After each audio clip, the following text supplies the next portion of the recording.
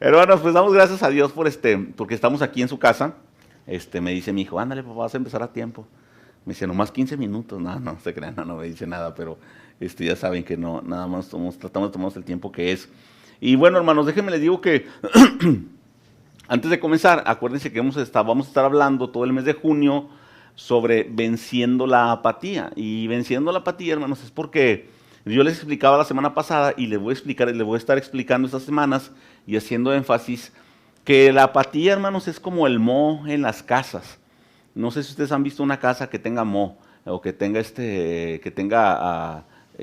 que se esté deteriorando. Es como la humedad. La apatía solamente comienza a llegar poco a poco. No te das cuenta cuando comienza, hasta que ya tienes el problemón ahí enfrente y encima, te das cuenta de la situación tan grande que se genera. Así es con la apatía. La apatía llega a nuestras vidas y probablemente no nos damos cuenta que estamos siendo apáticos a las cosas de Dios. Probablemente un día solamente no leímos nuestra Biblia, un día quizá no reflexionamos en el Señor, probablemente un día estuvimos tan ocupados que no tuvimos tiempo de acercarnos a la presencia de Dios durante todo el día. A lo mejor no nos dimos cuenta y van pasando los días y cuando menos lo esperas, ya se fue la semana y no buscaste a Dios durante toda la semana. ¿Te imaginas que pase toda una semana sin buscar a Dios? Y entonces ya cuando te das cuenta, ya eres una persona completamente diferente a como se supone que deberías de ser. Yo he pensado muchas veces que si tuviéramos la oportunidad de ver el molde que Dios tiene para nosotros y como somos ahora, realmente haríamos match, o sea, realmente quedaríamos en el molde que Dios tiene para nosotros. Porque Dios tiene muchas esperanzas en nosotros, Dios tiene muchas ilusiones en nosotros, Dios tiene mucha confianza en nosotros y Dios ha hecho una perspectiva de cómo deberíamos de ser. Pero realmente seríamos iguales al molde que Dios tiene para nosotros. Entonces creo que esas son las cosas que tratamos de enfatizar este mes y tratar de recomponer de alguna manera. Si tú sientes que hay algo de apatía en tu vida, entonces darte cuenta de qué es lo que está pasando y darte cuenta si hay algo de humedad en tu vida, algo de humedad en tu pared espiritual que puedas comenzar a trabajar. Y si la hay, entonces puedas tener el tiempo suficiente y las armas necesarias para quitar esa apatía.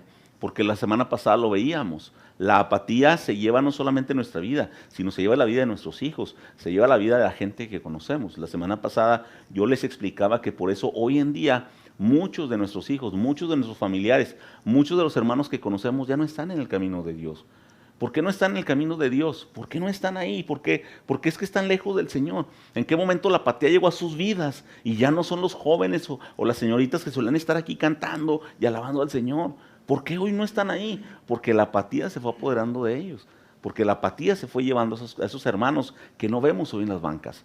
Entonces, la apatía realmente es una enfermedad que tenemos que tener cuidado de no contagiarnos, porque la apatía puede llegar en cualquier momento y entonces no nos damos cuenta y cuando menos lo pensamos, ya estamos muy lejos de los planes y los propósitos de Dios. Por eso es que hemos hecho énfasis sobre ese tema y lo vamos a estar haciendo durante el tema del mes de junio, durante todo el mes de junio. Ahora, ayúdenme a leer por favor el texto que está ahí en Efesios capítulo 6, versículo 11. Efesios capítulo 6, versículo 11, dice la palabra de Dios así, lo voy a leer yo, sígame con su vista, es el texto que está en el boletín, y dice así: pónganse toda la armadura de Dios para que puedan hacer frente a las artimañas del diablo. Pónganse toda la armadura de Dios para que puedan hacer frente a las artimañas del diablo. Ustedes, hermanos, saben que Efesios capítulo 6, a partir del versículo 10, 11, nos habla sobre la armadura de la fe, la armadura de Dios.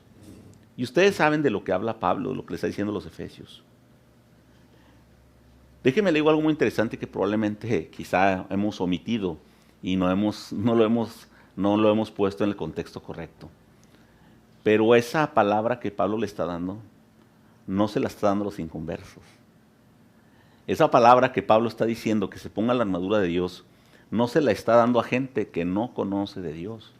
No se la está diciendo a gente del mundo. No se le está diciendo a la gente que ahorita está perdida, haciendo cosas que no debe. No se le está diciendo al ateo, no se le está diciendo al gnóstico, no se le está diciendo al que no cree en el Señor. No, se la está diciendo al pueblo de Dios, a los hijos de Dios. Pablo le está dando esa palabra a usted y a mí que ya conocemos del Señor. Pablo nos está diciendo a nosotros que nos pongamos la armadura. Y Pablo nos lo está diciendo porque Pablo entiende que como hijos de Dios estamos muy propensos a los ataques del enemigo. Pensamos que solamente con venir los domingos a la iglesia, pensamos solamente que con tratar de tener una relación con el Señor, escúchame bien, tratar de tener una relación con el Señor, estamos cubiertos. Pero Pablo dice, no se trata de que trates, se trata de que lo logres. Se trata de que realmente tengas una comunión con el Señor, porque solamente de esa manera te vas a proteger de los ataques del enemigo. Porque sabes que te tengo noticias, los ataques del enemigo van a venir. Los ataques del enemigo van a venir. Y cuando vengan los ataques del enemigo, entonces corres el gran peligro de apartarte del camino de Dios, de que llegue una apatía a tu vida y que te apartes para siempre. Miren, hermanos, el día de ayer tuvimos la oportunidad de estar en una conferencia, mi esposa y yo. Yo les he comentado que cada ciertos meses tomamos una conferencia, hacen una conferencia, y es una conferencia a través de Zoom. Y esa conferencia, hermanos, los pastores que lo organizan, o la red de pastores que lo organizan, están en Chile, ellos son chilenos. Pero el pastor que nos da la conferencia está en España, está en Madrid, España. Así que él se conecta desde España y nos conectamos pastores de varias partes del mundo. Y es bien interesante porque los que han tenido la oportunidad de estar en Zoom, puedes ver toda la cantidad de pastores que están ahí. Y las conferencias son específicamente para pastores. O sea, las personas que nos invitan cada vez que hacen las conferencias especifican que son solamente para pastores. Porque el pastor dice que es muy necesario que también nosotros nos alimentemos y que también nosotros aprendamos y que tengamos un tiempo para compartir. Dentro de la conferencia hay un tiempo para que tú puedas hablar con otros pastores y exponer los puntos que están del tema que se está tratando. Y es algo bien interesante. Y yo le decía a mi esposa, hermanos, y yo le decía que es increíble, nosotros como pastores que tenemos esa bendición y esa herramienta, le digo, yo realmente no sabes cuánto lo disfruto porque es una predicación para nosotros, es sentarte a escuchar una predicación, porque estamos acostumbrados a dar una predicación, pero es ese día sentarnos a escuchar una predicación. Le digo, pero no sabes cómo batallo porque los pastores que hacen la invitación son conferencias completamente gratuitas y se conectan alrededor como de 200 o 300 pastores.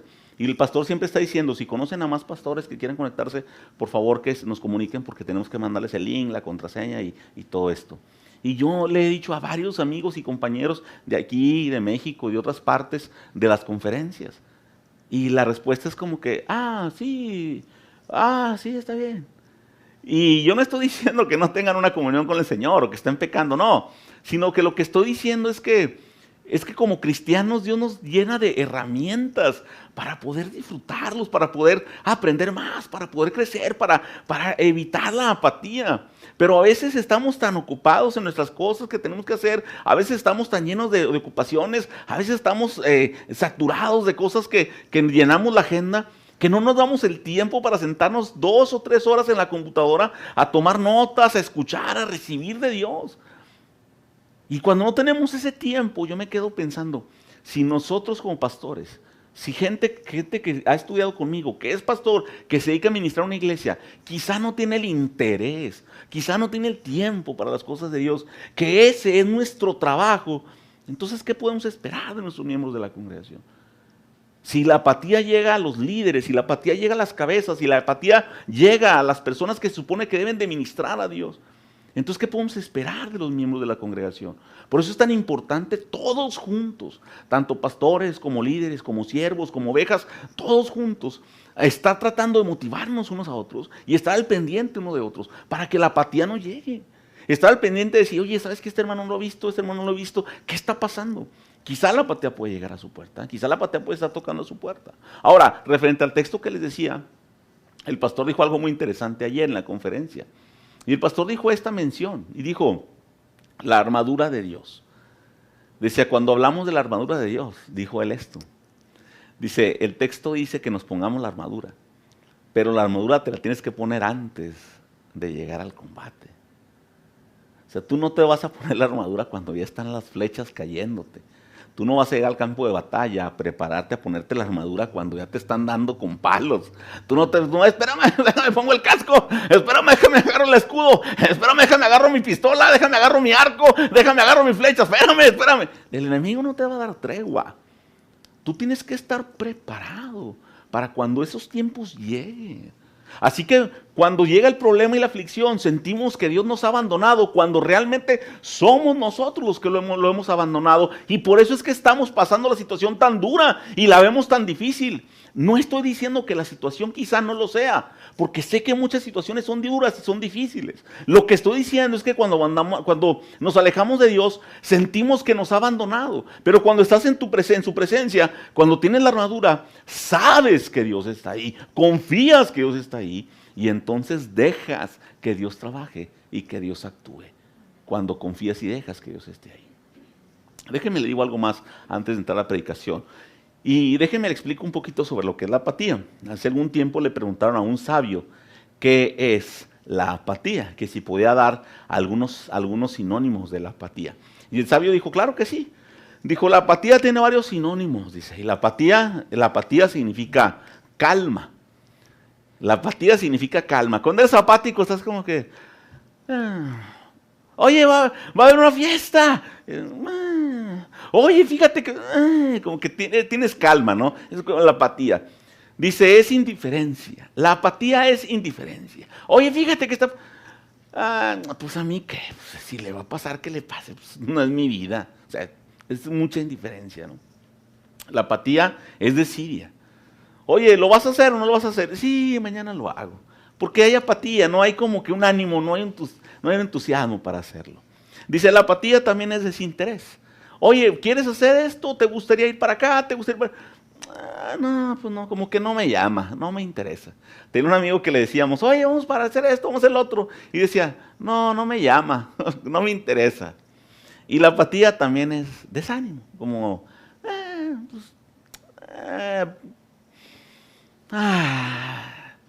la vida no es como me la imaginé, todo es tan difícil, la vida es tan difícil. Y decía el sabio, dijo, pero lo que más me llama la atención de esa palabra, dice, es el efecto que tiene en la vida de los cristianos. Y es cierto, yo me quedo pensando que la apatía tiene un efecto muy diferente, porque el sabio decía esto, tienen calma para las cosas de Dios, no para los problemas. Cuando estamos en medio de un problema, como hijos de Dios, no tenemos calma para el problema. Tenemos calma para las cosas de Dios, pero no para los problemas. No, es difícil a veces encontrar calma en medio de una situación difícil, a menos que estés bien agarrado de las manos de Dios. Pero si no estás agarrado de las manos de Dios, es muy difícil que tengas calma. Tienen indiferencia no para las situaciones peligrosas, no para las situaciones, no para el pecado. Dice, tienen indiferencia para la palabra de Dios. Y es cierto. O sea, somos apáticos no para lo malo, sino para las cosas de Dios. Hacen desidia para llevar a cabo los planes del Señor. Pero no son desidiosos para hacer lo que su carne les está pidiendo. Y sí, hermanos, es verdad. Tristemente, yo creo que desgraciadamente es algo que pasa y está pasando en la vida de los cristianos. Tienen desinterés. Y creo que el ejemplo de desinterés es el que le acabo de poner ahorita. Dios nos trae herramientas, Dios nos da, nos pone lo mejor al alcance de nuestras manos. Y hay mucho desinterés. No solamente con las conferencias, con las clases que podemos tomar en línea, con las oportunidades que Dios nos da, porque el Señor va hasta nuestra casa y nos toca la puerta y dice, hey, nada más conéctate, es todo lo que tienes que hacer. Pues, esas clases no me gustan, no, ya las tomé. Esas conferencias, yo ya soy pastor, no necesito. Y tenemos mucho desánimo. Nos desanimamos de las cosas de Dios. Nos desilusionamos de Dios. No nos desanimamos del enemigo, nos desanimamos de Dios. Le voy a poner un ejemplo muy sencillo de lo que le estoy diciendo. Cuando todo va bien en su vida, yo nunca he escuchado a alguien que diga, ay, el enemigo ya ni se acuerda de mí. Nadie se desanima del enemigo, nadie. pero todos se desaniman de Dios. Dios ya ni me escucha, Dios ya no me quiere. Es cierto, hermanos, la apatía puede llegar a nuestra vida y debemos tener mucho cuidado.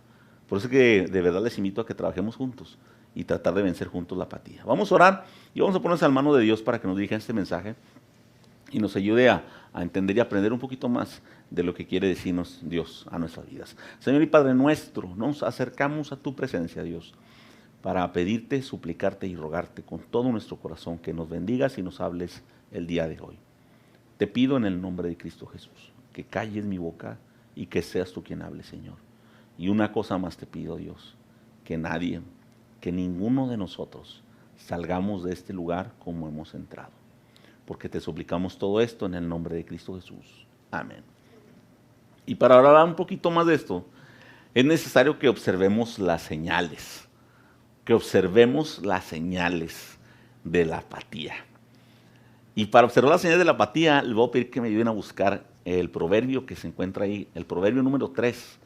Proverbio número 3, y vamos a leer solamente 3 versículos de Proverbios número 3. Y como saben, los proverbios hablan de sabiduría. No todos los proverbios los escribió Salomón. Algunos proverbios son traídos de otras partes del mundo por su grande sabiduría y puestos en la palabra de Dios.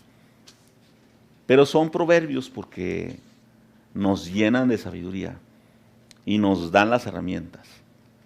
Proverbios 3. Hermanos, el día de hoy veremos a lo que se refiere este pasaje. Porque muchas veces lo leemos, muchas veces lo compartimos, pero pocas veces lo digerimos y lo aplicamos a nuestra vida. Proverbios capítulo 3, y solamente vamos a ver 3 versículos, del 5 hasta el 7. Proverbios capítulo 3, versículos del 5 hasta el 7. Y voy a leer yo Proverbios capítulo 3, versículo 5, y dice la palabra de Dios así: confía en el Señor de todo corazón, y no en tu propia inteligencia.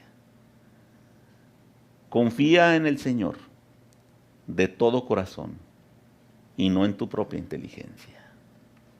Y saben que cuando leí estos pasajes, yo me quedaba pensando que todos de alguna manera, en algún momento, confiamos más en nuestra propia inteligencia.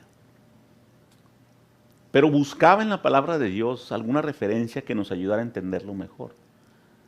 Y mientras oraba, Dios me traía a mi corazón estas 3 personas que vamos a ver a continuación. Y la primera persona que vamos a ver se encuentra en Proverbios capítulo 3, versículo 5.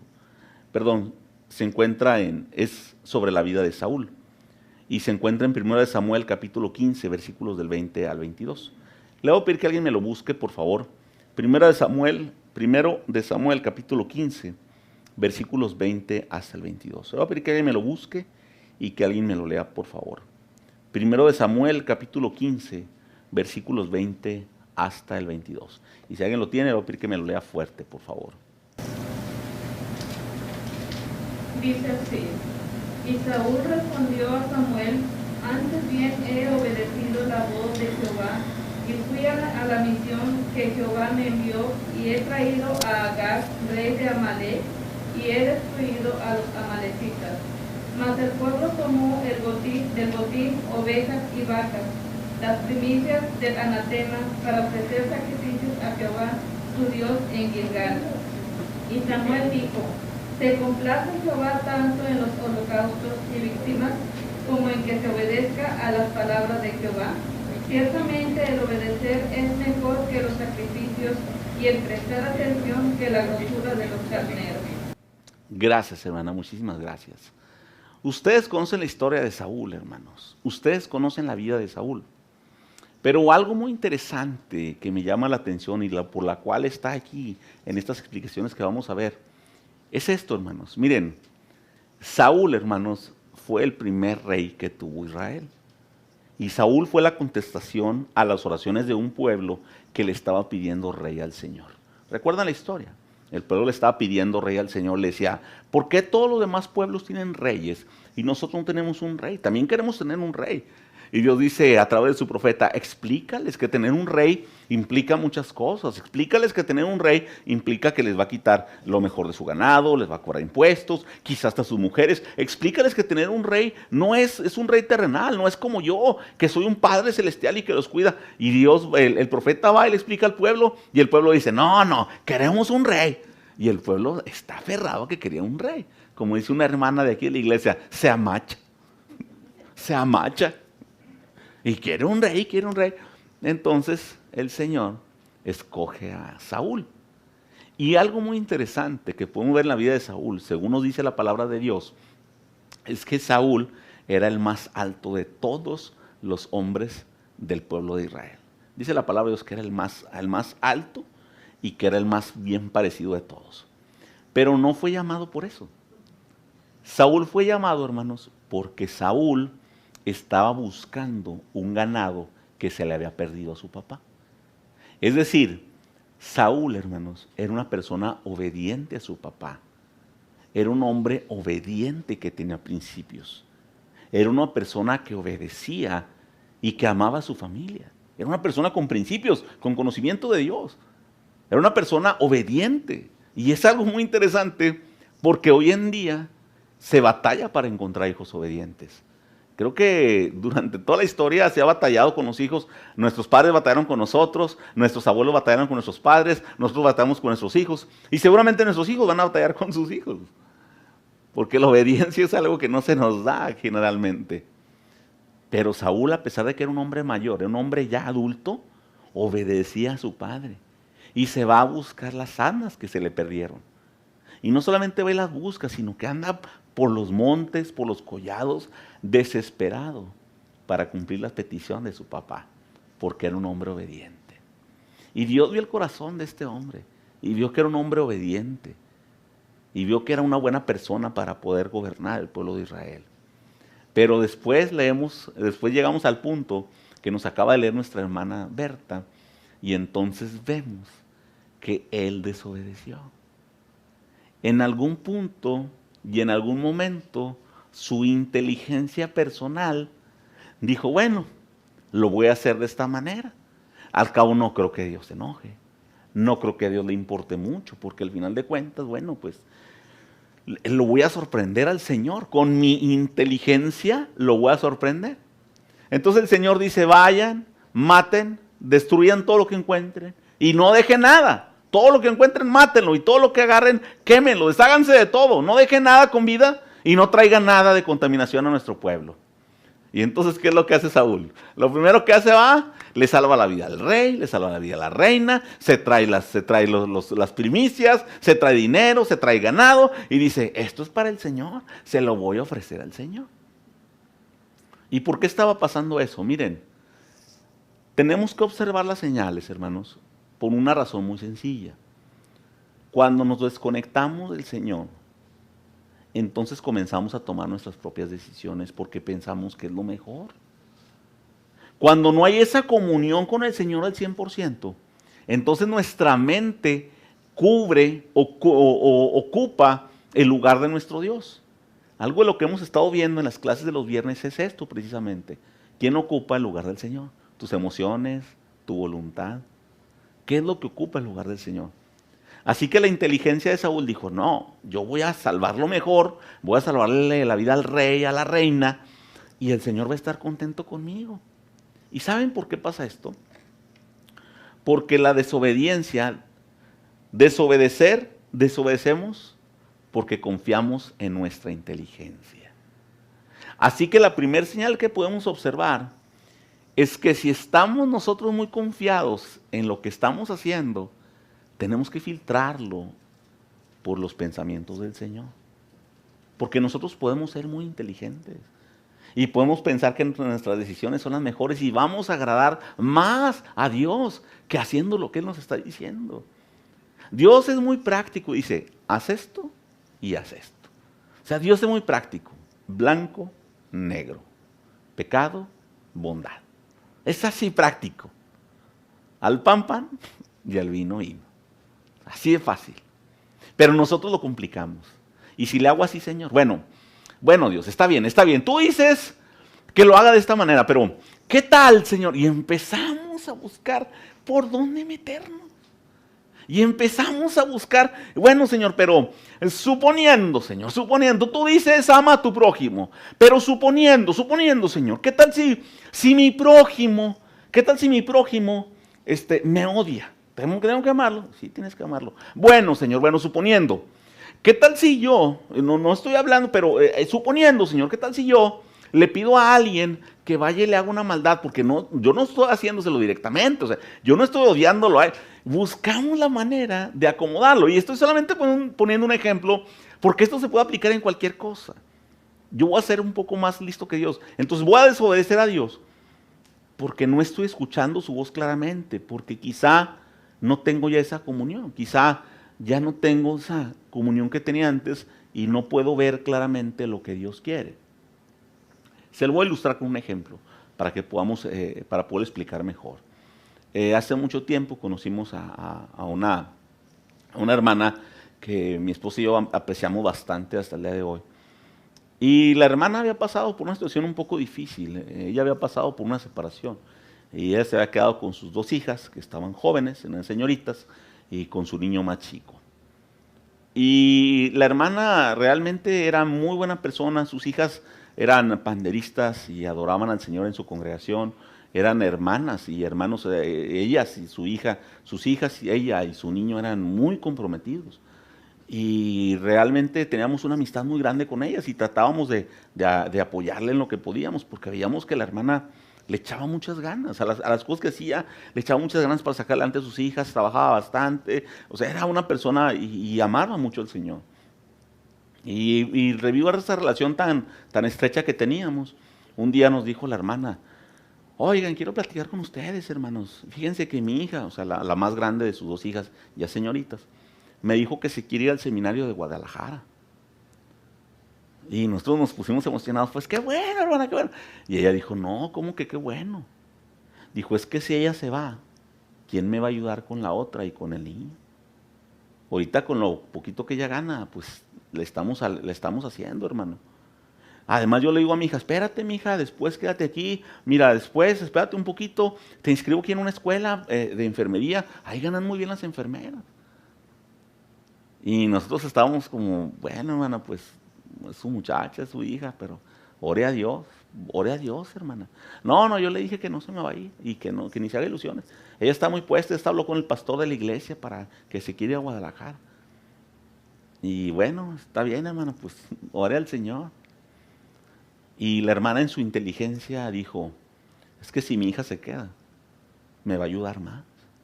Y si mi hija se queda en un poquito tiempo, va a estudiar una buena carrera y va a salir adelante y no va a andar sufriendo como yo, ni batallando económicamente como ando batallando yo. Yo le estoy buscando y preparando para un mejor futuro. En su inteligencia, ella pensó que estaba haciendo lo mejor para el Señor. Pero esa desobediencia, hermanos, fue algo que le costó muy caro. Porque a los pocos meses la hermana nos volvió a buscar. Y recuerdo que eran como las 2 o 3 de la mañana cuando fue a tocar la puerta de nuestra casa, que andaba buscando a su muchacha y no la encontraba por ninguna parte. Su muchacha se había ido con el novio. Su muchacha se había huido de la casa.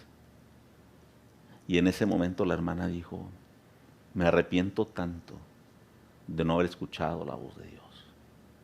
Me arrepiento tanto de no haber sido obediente, de no obedecer a lo que Dios quería. Samuel le dijo a Saúl: ¿que acaso Dios se agrada más de tus sacrificios que de que le obedezcas? ¿Acaso Dios se agrada más de tu inteligencia de que le obedezcas? ¿Acaso Dios se agrada más de lo que tú crees que puedes hacer que de lo que Dios realmente hace? Creo que la primera señal sería esa: si estamos desobedeciendo al Señor por nuestra inteligencia. A veces desobedecemos porque nos creemos más inteligentes que el Señor. Y no hacemos lo que Dios dice pensando que es lo mejor. ¿Qué es lo mejor? ¿Qué es lo mejor para quién? No desobedezcas al Señor solo por confiar en tu inteligencia, pensando que es mejor. Así que la primera señal sería no desobedecer a Dios por confiar en nuestra inteligencia. Proverbios capítulo 3, versículo 6, dice la palabra de Dios así, Proverbios capítulo 3, versículo 6. Reconócelo en todos tus caminos, y él allanará tus sendas. Reconócelo en todos tus caminos, y él allanará tus sendas.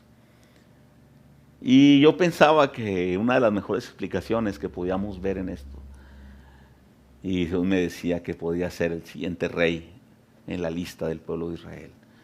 Y el siguiente rey fue el rey David. Ayúdenme a leer, por favor, el segundo libro de Samuel, capítulo 11, versículos del 2 al 3. Segundo libro de Samuel, capítulo 11, versículos del 2 al 3. Alguien que me ayude a leerlo, por favor. Segundo libro de Samuel, capítulo 11, versículos del 2 al 3.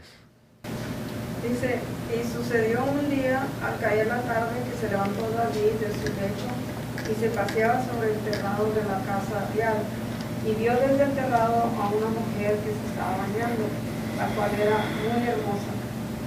Envió David a preguntar por aquella mujer, y le dijeron, aquella es Betsabé, hija de Eliam, mujer de Urías Eteo. Gracias, hermana, muchas gracias. David, hermanos, fue el segundo rey que ocupó el puesto en el pueblo de Dios. Y todos conocen la historia. De hecho, hermanos, la época dorada del pueblo de Israel se le conoce así mientras estuvo David en el poder. Es decir, que el rey David fue el que tuvo la época dorada de Israel, llevó al pueblo a su época dorada, a los mejores tiempos que pudieron tener el pueblo de Israel. Porque fue un buen rey. Y algo que me llama mucho la atención es que él fue coronado como rey porque Dios le dice a Samuel que era un hombre que tenía su corazón. O sea, David era un hombre conforme al corazón de Dios. Se puede decir que era un hombre que hacía la voluntad de Dios, que pensaba como Dios, que tenía el corazón de Dios. ¿Te imaginas? Así, que hagan una mención de tu vida así, hermano o hermana fulana de tal? Es un hombre, es una mujer conforme al corazón de Dios. Creo que no habría una mayor atributo o algo más exaltado, más grande que puedan decir de alguno de nosotros, tener el corazón de Dios. ¡Wow! Y este hombre que tenía el corazón de Dios, vemos que debido a no hacer lo que tiene que hacer, entonces cae de la gracia del Señor. Y yo lo que puedo ver en esto, hermanos, es que dice que al caer la tarde, el rey se paseaba por el palacio. Y si tú tienes tiempo de leer todo el capítulo completo, te vas a dar cuenta que dice que en el tiempo que se acostumbraba que los hombres salieran a batalla, el rey estaba bien a gusto dormido. El rey estaba bien a gusto, hermanos, pasando un buen tiempo. Hay un pasaje en la palabra de Dios donde dice que el rey David estaba a punto de entrar a conquistar.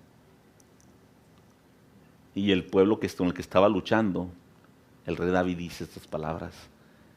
Dice, ¿cuánto deseo tengo de beber agua del pozo de agua que se encuentra sitiado por estos incircuncisos? ¿Cuánto quisiera beber de esa agua? Esa agua es tan fresca, tan sabrosa. Y entonces los que están a su alrededor dicen, nuestro rey tiene sed, pero no quiere sed del agua que traemos en la cantinflora, no tiene sed del agua que traemos en los burros, en los camellos, en los caballos, no tiene sed del agua que hay en el pozo de aquí, él tiene sed del agua que existe en aquel manantial, porque dice que es más sabrosa. Así que 3 de sus valientes van y se meten a escondidas, arriesgan su vida, se meten hasta el centro donde estaban estos hombres y le traen agua al rey, porque el rey quería agua.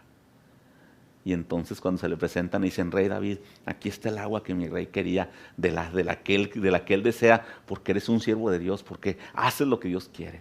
Y entonces el rey David agarra este vaso de agua y lo tira en el suelo. Y dice, ¿cómo sería yo capaz de arriesgar sus vidas solamente para satisfacer mis deseos? Antes Dios quite mi vida, jamás haría algo así. ¿Cómo es posible que arriesgaran su vida solamente por, no lo merezco? Y tire el agua. Y después vemos estas actitudes. Y yo me pregunto, ¿en qué momento una persona que puede tener una comunión tan grande con el Señor se puede descuidar así? ¿En qué momento una persona que tiene actitudes tan grandes, que puede ser un buen cristiano, que puede estar conectado con el Señor, que puede ser un líder, en qué momento comienza a tener actitudes de que, ay, no quiero leer mi Biblia, Señor, hoy no tengo ganas, hoy no la agarro para nada, y tu Biblia está toda pegada, las hojas de la Biblia están pegadas porque realmente no tenemos un tiempo con nuestro Dios? Y quizá la segunda, hermanos, la segunda señal sería la pereza, porque la pereza obstruye los caminos de nuestro Señor. Dice la palabra de Dios en Proverbios capítulo 3, versículo 6, reconócelo en todos tus caminos, reconócelo en todos tus caminos, pero probablemente la pereza, hermanos, obstruye los caminos de Dios. Y cuando hablo de pereza, escúcheme bien, yo los conozco a los varones de esta congregación y a las hermanas de este lugar. Sé que son hermanos esforzados, que desde las 5 o 6 de la mañana andan en pie, haciendo sus labores y terminan hasta que el sol cae, porque todavía llegan a su casa, a sus grandes propiedades y hacen lo que tienen que hacer. O a veces les hablo y andan cortando el césped, a veces ni los puedo escuchar porque andan con la máquina de cortar zacate. Y yo sé que son esforzados, pero estoy hablando de la pereza espiritual. De esa pereza espiritual que nos mata y nos contamina y no tenemos la oportunidad de pasar un tiempo a solas con nuestro Dios. Porque somos perezosos para las cosas de Dios. Porque esa pereza es la que impide que nos acerquemos a la presencia de Dios. A que tomemos un tiempo para orar, a que tomemos un tiempo para meditar, a que tomemos un tiempo para hacer lo que Dios quiere. Hace algunos días mi esposa me estaba leyendo un reportaje. Como saben ustedes, a nosotros nos gusta mucho todo lo que tiene que ver con las abejas. Y cuando éramos jóvenes, pues nosotros hacíamos la apicultura. Y es nuestro sueño poder volver a hacerla. Y me estaba leyendo un reportaje que en una parte de Francia las abejas estaban haciendo miel de color azul, de color rojo. Una miel azul, una miel roja, una miel amarilla fosforescente, una miel anaranjada. No era color miel, eran colores muy brillantes, una miel azul. Y dice mi esposa, mira, el reportaje dice, somos lo que comemos.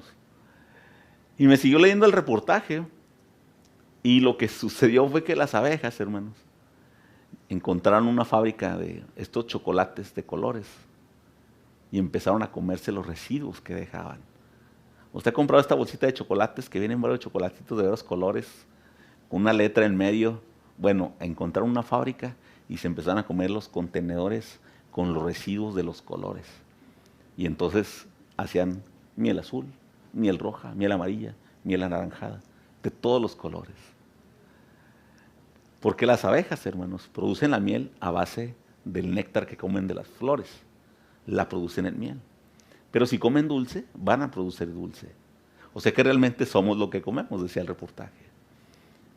Y yo me quedaba pensando que nosotros somos lo que vemos y somos lo que leemos. Nosotros podemos pasar 2 horas o 3 horas en esta aplicación que te pone un video tras otro. Y cuando menos te das cuenta, ya se te fue 2 horas viendo video tras video, tras video, tras video. ¡Ah, qué gracioso! ¡Déjame lo comparto! ¡Ah! Y eso, nos inundamos de eso. Nos inundamos de eso. O sea, si leemos la palabra de Dios durante 3, 4 horas, nos vamos a llenar de Dios. Pero si estamos en el teléfono 3, 4 horas, nos vamos a llenar de lo que dice el teléfono. Porque son tantos videos y tantas cosas que te ponen, y tantas teorías y tantas conspiraciones, que cuando terminamos estamos asustados de saber si realmente estamos siendo manipulados, si realmente hay algo más allá que nos están ocultando, qué es lo que está pasando con nuestra sociedad, qué es lo que se va a venir. Y terminas asustado y decepcionado y desilusionado de Dios porque ves todo lo que está pasando en el mundo. Y estás tan desilusionado de Dios que ya te lo cuestionas todo, ya no quieres saber nada de Dios. Y entonces más te desconectas del Señor. Porque tu pereza espiritual te convierte en lo que eres. Y entonces empezamos a pensar en conspiraciones, empezamos a pensar en teorías, empezamos a pensar en esto y en lo otro. Porque es lo que estamos leyendo todo el tiempo y leyendo en el internet. Pero si tú te aseguras de leer la palabra de Dios y te aseguras de comprenderla. Yo le decía a mi esposa el otro día, y platicamos bastante. Yo le decía, amor, yo no entiendo cómo es posible que la humanidad no se dé cuenta de que las cosas de Dios son reales y son ciertas.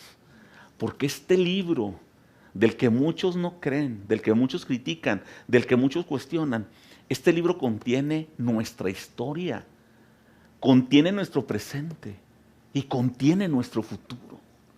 Aquí está. Es un simple libro que se escribió hace miles de años. Aquí está. Y lo tiene todo. Y no lo creen. Y no lo puedes ver, que aquí está nuestro pasado, nuestro presente, nuestro futuro. Aquí está todo lo que necesitamos saber. Y la gente batalla para creerlo. Y batallamos porque somos perezosos. Porque tenemos apatía para el Señor. Porque la pereza nos genera apatía y la apatía nos genera pereza. Y nos hemos metido en un círculo vicioso. Y fue lo que le pasó al rey David. Un hombre que tenía el corazón de Dios se convirtió en alguien que hizo cosas terribles por descuidarse. Y finalmente, hermanos, Proverbios capítulo 3, versículo 7, dice la palabra de Dios así: no seas sabio en tu propia opinión. Más bien, teme al Señor y huye del mal. No seas sabio en tu propia opinión. No, sí lo puedo hacer. No, no lo puedo hacer. No seas sabio. Si ves el pecado, huye. ¿Ves que es algo malo? Escápate. Si ves que es algo malo, como decimos por ahí, pélate. No te quedes. No, no, a mí no me pasa nada. En una ocasión, hermanos, en la unión de jóvenes donde crecimos, llegó un muchacho y dijo: oigan, vi a fulano en el baile, ahí andaba en el baile. Aquí viene a la iglesia muy santo y ahí andaba en el baile. ¿Y tú qué andabas haciendo? Dijo: no, es que yo andaba buscando una tentación para vencerla, para estar seguro que el baile no me gustaba. No seas sabio en tu propia opinión. No seas sabio. Y el último rey, Salomón, que vamos a ver hoy. El último rey de los tres que conocemos. Hubo más reyes en el pueblo de Dios, pero este linaje o esta línea termina con Salomón.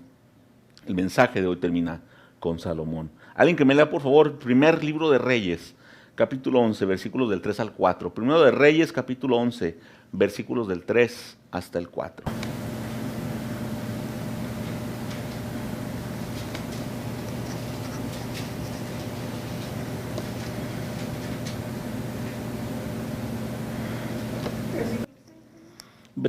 Capítulo 11, versículos del 3 al 4. Primero de Reyes, capítulo 11, versículos del 3 al 4. 300 esposas que eran princesas y 300 concubinas. Todas estas mujeres hicieron que se pervirtiera su corazón. En efecto, cuando Salomón llegó a viejo, sus mujeres se pervirtieron el corazón, de modo que él siguió a otros dioses y no siempre fue fiel al Señor Dios, como lo había sido su padre David. Gracias, hermano, muchas gracias. Todos conocen la historia de Salomón, hermanos. El hijo de David, que después de tantos problemas que hubo, él se quedó en el trono. Él heredó el trono de su padre. Y todos conocen lo que dice este hombre. Cuando Dios le dice: ¿qué es lo que quieres que te dé? Pídeme lo que quieras. ¿Te imaginas una promesa así de Dios o una pregunta así de Dios? Pídeme lo que quieras. ¿Qué pediríamos nosotros, hermanos? No enfermarme nunca. Nunca, Dios. Comer y no engordar. Poder comer lo que quiera, Señor, y no engordar nunca, Señor. No sé, vivir para siempre. Tener mucho dinero. Tener el último, no sé. ¿Qué pediríamos nosotros? Este hombre dijo: mira, Dios, yo voy a estar al frente de un pueblo numeroso y quiero seguir la línea por la que va mi padre. Así que lo único que te voy a pedir es que me llenes de sabiduría. Solamente dame sabiduría. Y la palabra de Dios dice que fue el hombre más sabio que ha existido. Todos conocen las historias de Salomón, ¿no? Cuando le llevan este niño y le dicen: ¿quién es la mamá de este niño? Recuerdan la historia, ¿no? ¿Quién es la mamá de este niño? No, es que es mi hijo. Las dos mujeres peleándose. ¿Se acuerdan de la historia? Dos mujeres peleándose por un bebé. Es mi hijo. No, es mi hijo, es mi hijo. Ay, yo de verdad no hubiera sabido qué hacer. tráiganle la prueba del ADN. No, pues en ese tiempo no había. ¿Qué hubiera hecho? ¿Qué hace uno? A ver, ¿a quién se parece? Pues hay que esperar a que crezca para saber a quién se parece. No, es muy difícil, ¿no? ¿Qué dijo Salomón? No, pues pártanlo y cada quien agarre su mitad. No vas a agarrarlo y que dijo una, sí, ya mídenme la cabeza, pues más inteligente. Y que dijo la otra, no, mejor que se lo quede ella. Y bien sabio Salomón para encontrar a su mamá rápido, ¿no? Para saber quién era, ¿no? ¿Cómo es posible que este hombre que pidió sabiduría, cómo es posible que este hombre que dice la palabra de Dios fue el más sabio que ha existido, terminó corrompiéndose y adorando a otros dioses? O sea, en su sabiduría y en su conocimiento, él sabía quién era el Dios verdadero. ¿Y cómo es posible que se corrompió? ¿Cómo es posible que sus pensamientos lo llevan a corromperse? Así que yo diría, hermanos, que la tercera señal sería esta: que nuestra sabiduría no sea más grande al temor que sentimos por Dios. Que nuestra sabiduría no sea más grande. Proverbios 3:7 dice, no seas sabio en tu propia opinión, más bien teme al Señor y huye del mal. Así que, hermanos, ¿cómo es posible que una persona con tanto conocimiento pueda pensar o pueda sentir que puede hacer las cosas en vez de tener temor a Dios? Ahora, antes de que nos enojemos más con Salomón, creo que todos estamos expuestos a pasar por esta situación.